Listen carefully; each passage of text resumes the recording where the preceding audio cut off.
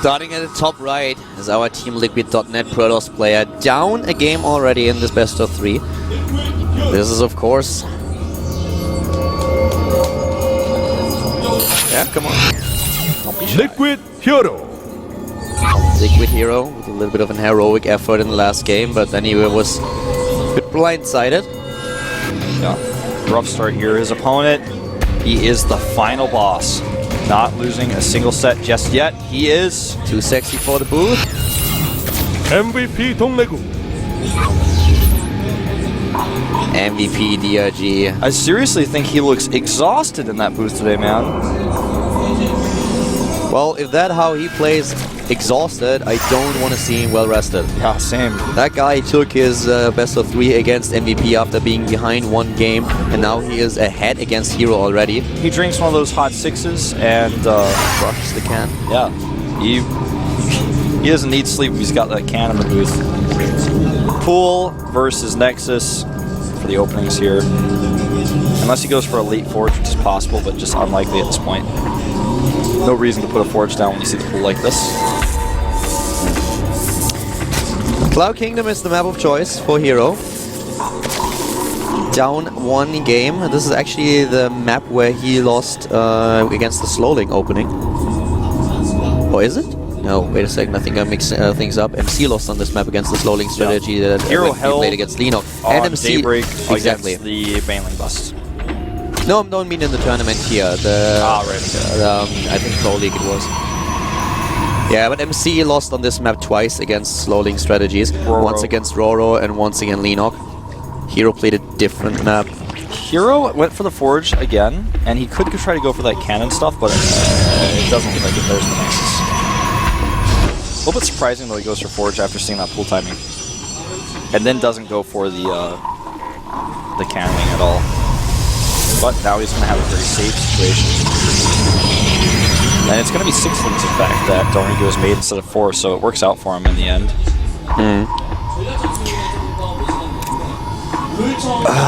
Man. I'm actually really interested to see what kind of strategy DRG is using here. There was a lot of aggression on Daybreak. You know, usually on Daybreak you would not expect a Zerg to be this aggressive. And DRG just went for it. And he showed us in every single best of 3, well, it's kind of easy to say that because he only played against MVP, but it doesn't matter, it was 3 games. And in those games he showed us that he's not afraid to change things up. We've seen him even with the Nidus network, you know? Yeah. That's something that is so rare these days. It happens occasionally. You have sometimes a game like this. Life used it in his Iron Squid group as well. But it's just like not the common strategy. So DRG mixing things up today a little bit. Not only relying on a strong late and macro game, but also with a lot of aggression. Yeah, and Hero was just not prepared for the counterattack last game. We'll see how he decides to open this game. Core goes down. It's going to be a little while longer before we see what tech it is. The Overlord Verify is no +1 yet. You know, the funny thing is that Hero's critics usually say that he's a choker.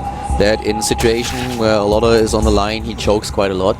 I feel that doesn't even apply to the last game. You could really see that he scouted, but he just missed every single piece of information by such a small margin. And if he, for example, would have seen just a few units running down to the bottom left, just a few, let's say 2 roaches, 6 zerglings, something like that, he would have paid more attention to his wall, but he didn't see anything the entire time and then focuses on his own attack. Because if he would have seen just a single unit run to the bottom left, I feel he would have paid a little bit more attention and then immediately dropped the force field. And if that force field hits, then the warp in is a little bit faster. Suddenly the Zerglings are not in killing the sentries, and then you have the Immortal out, so the entire attack of DRG would have just evaporated.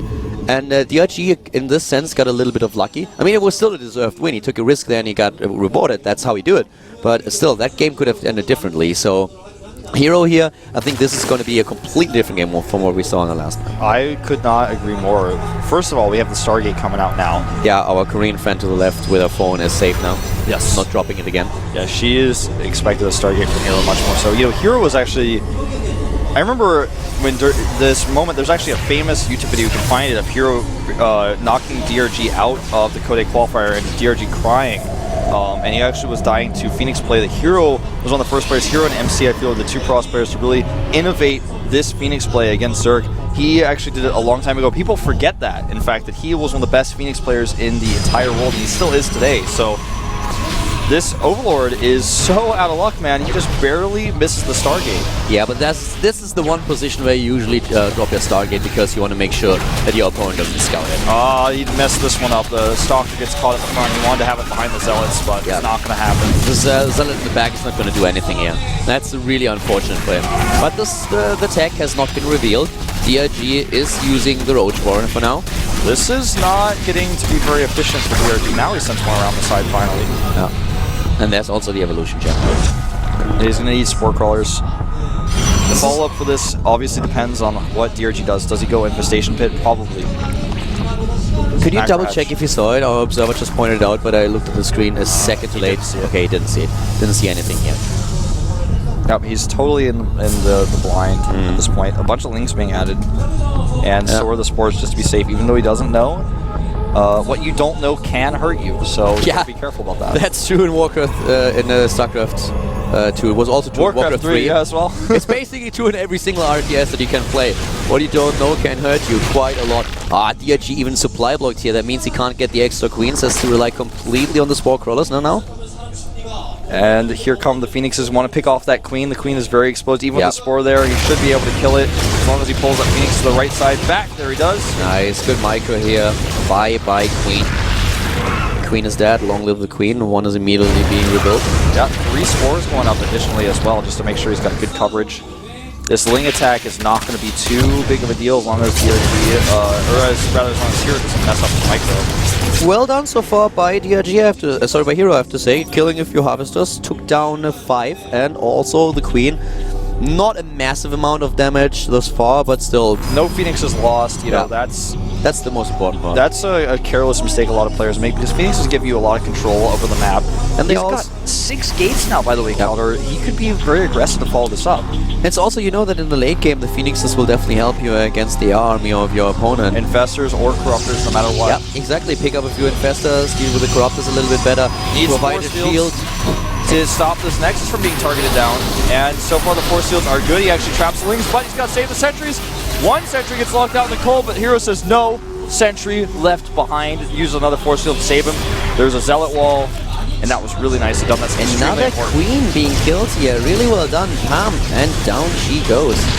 You know, what I also find really interesting is the transition that we see for DRG. He goes into Spire here. And that is something that you usually don't see. Usually it's the Infestation Pit and not the Spire. I highly doubt that we are going to see Mutalisks. That's mostly probably going to be just for a few Corruptors to deal with those guys. Because a Mutalisk play, yes, it can work, but you need a lot of Mutalisks if you really want to deal with your with the original Phoenixes. You need to have this Muta Death Ball. Yep, that's what you need. And I don't think he's going to go for it. I would be quite surprised. But he has a lot of gas. I mean, he's currently at 1,300. But I think it's more so he wants to make sure he has Corruptors ready as soon as possible. And he also has the Infestation Pit that is done. And we'll see if there's Pathogen Glands or not. 22 Lings coming out, and +1 for Spire. I think Mutas are actually entirely possible here, and he does 10 Mutas. He goes for it. Surprise, surprise. Could you double check if he cancelled the Infestation Pit? Because I think he started it after the Spire, and I don't see it anywhere. No, he has it, okay. 40 Mutalisks, so he really goes for that. This Ling attack is pretty scary. You know, he doesn't have his units in position. He's going to have to bring more units home. He warps some in. Phoenixes could help out a little bit here. He doesn't actually use them. Yeah, but the army is now at the bottom, and the Mutalisks, they are nice, but the thing is, if those Phoenixes help out, and the Stalkers are there as well, that's going to be really difficult. As soon as he sees the Mutas, he'll send his Phoenixes over. In fact, he's already flying them over before he even sees them. I don't know if Mutalisks were really the right choice. I mean, yeah, I think it was a bit awkward the way he decided to use them here. It's a nice attempt, but this is the important part. He needs to fall back, he needs to get the rest of the Stalkers. There are more Stalkers, he needs all of them. He can't rely on only 3. Phoenix is doing a great amount of damage so far, though. The rest of the Stalkers join in, and that's exactly what Hero needs. The 4 Paladins up, he can work in only Stalkers now. 5 of them going down right away. That was the wrong choice. DRG took a risk, and it was not the right one this time. Yeah. In the last game, it turned out to be perfectly fine, but this time, it's too much of a risk. I don't think he can hold that. No, I don't think so either. That's too much damage. The Mutas are doing decently well against the Zealots, but the Stalkers and the Immortals in the back are doing the real damage. Hero is moving in. DRG is losing one Mutalist after another. Yeah. Hero focuses them one by one. GG. The hatch was going to die. The Zealots went in to the mineral line, and Hero saves himself here. You can see his heart is beating there, but he is not out yet.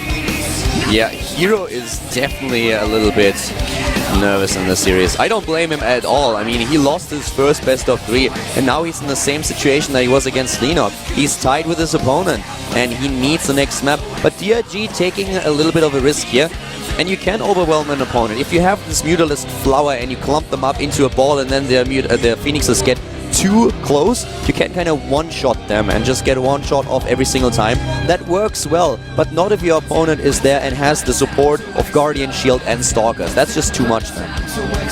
Yeah, DRG talking to his coach here. Remember, DRG is actually 1-0 in the group so far, so losing this is not the end of the world for him, but if he takes it 2-0, it's going to make him feel the most comfortable. In fact, he'll be the first player to do so in the entire group.